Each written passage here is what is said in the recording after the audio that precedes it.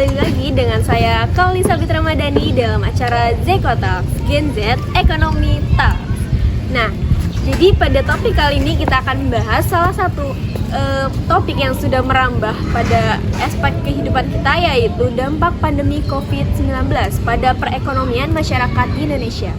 Nah, yang terjadi pada tahun 2020 sampai dengan 2022. Di awal tahun 2020, tepatnya pada bulan Maret, Indonesia ini dihebohkan oleh salah satu fenomena, yaitu pandemi COVID-19. Pada awal Agustus tahun 2020, total kasus di Indonesia mencapai 165.887 dengan angka kematian mencapai 7.169 pada 34 provinsi di Indonesia. Nah, peningkatan dan penyebaran jumlah kasus COVID-19 ini terjadi dengan waktu yang sangat cepat sehingga berdampak pada penurunan perekonomian di Indonesia. Jadi sebelum lanjut, kita sudah kedatangan para narasumber yang cantik-cantik dan ganteng. Kita kenalan dulu kali ya. Baik. Saya kali ya. Oke, halo semua, nama saya Danis Arfi Suhendar. Nama saya Meta Laura Ros. Perkenalkan, nama saya Najwa Suja. Halo, nama saya Melia Dwi Ramawati. Nah, jadi tadi tuh saya sudah membahas sedikit tentang pandemi COVID-19 nih ya. Menurut pendapat kalian nih, ada nggak sih perubahan terhadap masyarakatnya pada saat pandemi COVID? Nah, jadi itu karena proses penyebaran virus COVID-19 itu berlangsung begitu cepat, jadi telah mengubah tatanan hidup masyarakat dan hubungan antar manusia. Nah, masyarakat itu diminta untuk selalu menggunakan masker, menjaga jarak, dan menjauhi kerumunan. Sebenarnya bukan hanya perubahan terhadap masyarakatnya saja, tapi terhadap perekonomiannya juga. Misalnya itu terganggunya proses distribusi barang, terus produksi barang, terus habis itu hingga proses pemasaran terhadap barang dan jasa di seluruh wilayah Indonesia. Berarti dengan adanya COVID-19 ini pasti memunculkan banyak dampak negatif pada perekonomian di Indonesia. Menurut pendapat kalian nih, dampak negatif pada perekonomian di Indonesia pada saat pandemi COVID-19 itu apa sih? Pastinya dampaknya tuh sangat besar ya. Seperti penurunan konsumsi rumah tangga, penurunan daya beli masyarakat. Hingga saat ini, masyarakat mengalami penurunan daya beli masyarakat secara signifikan, yang dimana PPKM ini juga mempunyai aturan pengetatan yang dapat menghambat masyarakat untuk aktivitas ekonomi. Dilanjut dengan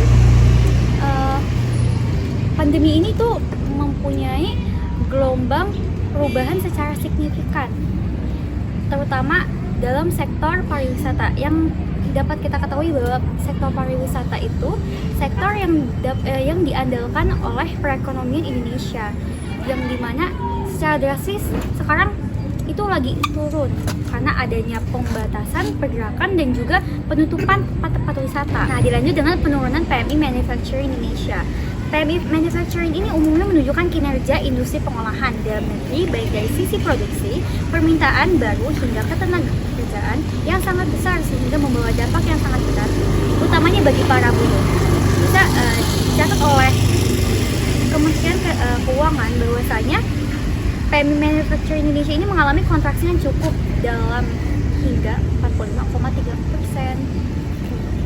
Nah, selain itu, bentuk nyata yang dapat dilihat dari dampak pandemi COVID-19 terhadap ekonomi di Indonesia ini adalah adanya perbuatan PHK, di mana para karyawan dari berbagai perusahaan itu dipulangkan, bahkan dipecat karena si perusahaan itu tidak mampu untuk membayar gaji karyawan.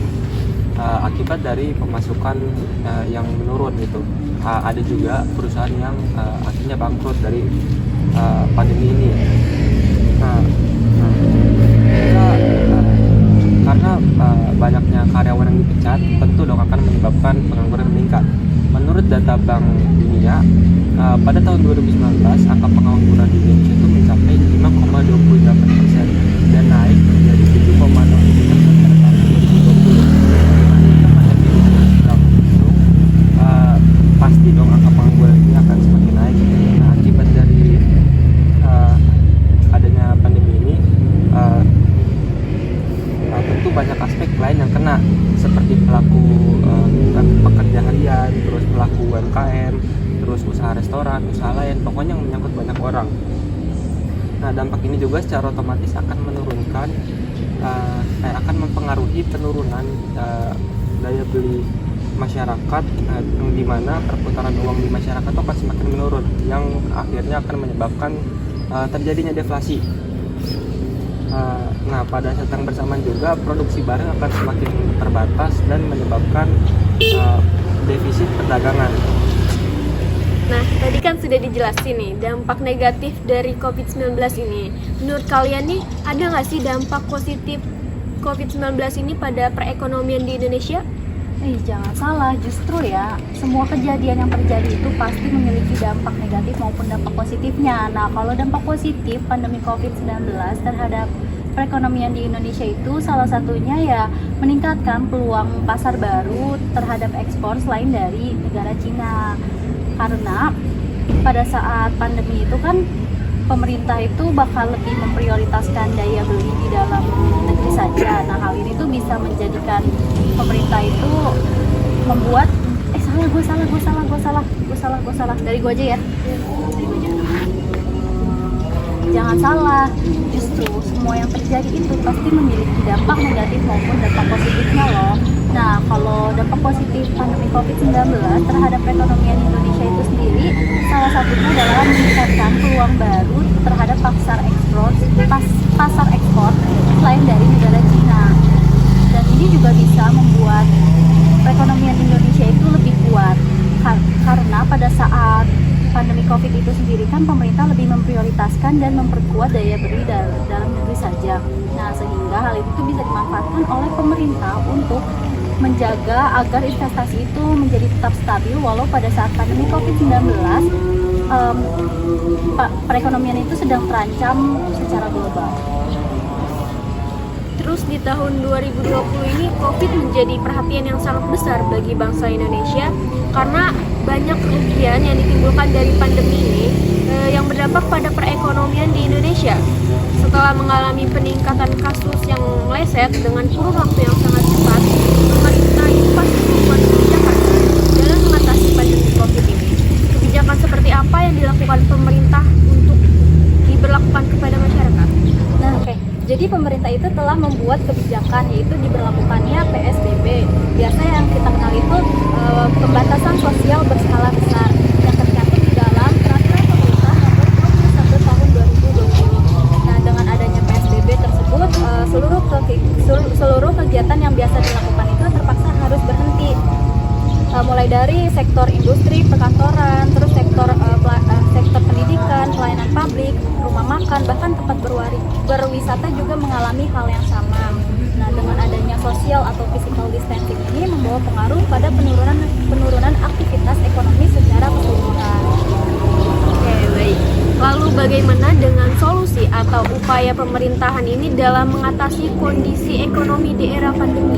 Upaya yang dilakukan pemerintah untuk menanggulangi masalah ekonomi pada saat pandemi COVID-19 itu sendiri, yang pertama pemerintah itu bekerja sama dengan PLN untuk menurunkan tarif listrik. Bahkan pemerintah juga memberikan listrik gratis untuk kalangan tertentu loh. Dan lalu pemerintah juga mengeluarkan kebijakan relaksasi pajak, di mana adanya pandemi COVID ini tuh membuat beberapa sektor itu tidak bisa berjalan secara semestinya, sehingga mereka pun kesulitan membayar pajak. Nah, jadi kebijakan itu sangatlah membantu roda perekonomian bagi mereka. Lalu ada juga penyaluran BLT. Nah, BLT ini itu adalah bantuan langsung tunai, di mana pemerintah itu memberikan bantuan secara tunai kepada masyarakatnya, terutama masyarakat yang terdampak oleh pandemi COVID seperti di PHK, sehingga mereka kan tidak memiliki pendapatan ya, maka BLT ini sangatlah berguna untuk mereka gitu. Lalu ada juga kredit UMKM berbunga rendah. UMKM ini merupakan sektor yang sangat terdampak pada saat pandemi COVID, sehingga pemerintah mengeluarkan kebijakan ini pun bisa membuat pelaku UMKM tersebut tuh berdampak sedikit lega. Nah, selanjutnya itu strategi apa yang dilakukan pemerintahan dalam pergerakan pemulihan ekonomi di Indonesia? Jadi, berdasarkan data dari BPS, Indonesia mengalami kontraksi pertumbuhan ekonomi pada tahun 2020 sebesar minus 2,07%. Hal ini menyebabkan perekonomian Indonesia ini pada tahun 2020 mengalami deflasi atau penurunan drastis. Karena perkembangan ekonomi Indonesia mempunyai pergerakan yang kurang stabil, perubahan yang terjadi ini dipengaruhi oleh adanya pandemi COVID-19, sehingga pemerintah memberikan kemudahan dalam kebijakan fiskal dan juga kebijakan moneter agar bergerak maju sesuai rancangan pemerintah guna memulihkan ekonomi Indonesia yang telah mengalami kontraksi tersebut. Nah, selain itu juga kebijakan dari pemerintah juga mengalokasikan dana APBN yang bertujuan untuk memulihkan perekonomian Indonesia serta mensejahterakan masyarakatnya. Nah, kebijakan itu dilakukan dengan cara meningkatkan konsumsi dalam negeri, terus peningkatan aktivitas dunia usaha, serta menjaga stabilitas ekonomi dan ekspansi moneter.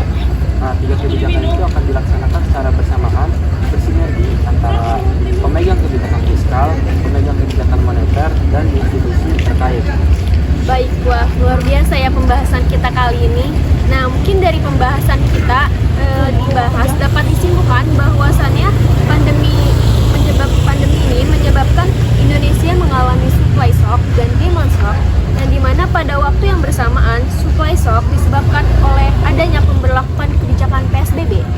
Nah, yang berdampak pada meningkatkan pengangguran di Indonesia dikarenakan terjadinya pengurangan kebutuhan tenaga kerja.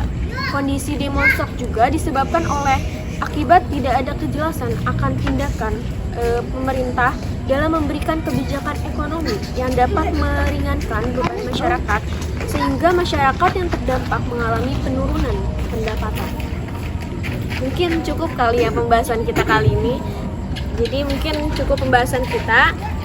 Wassalamualaikum warahmatullahi wabarakatuh. Dadah.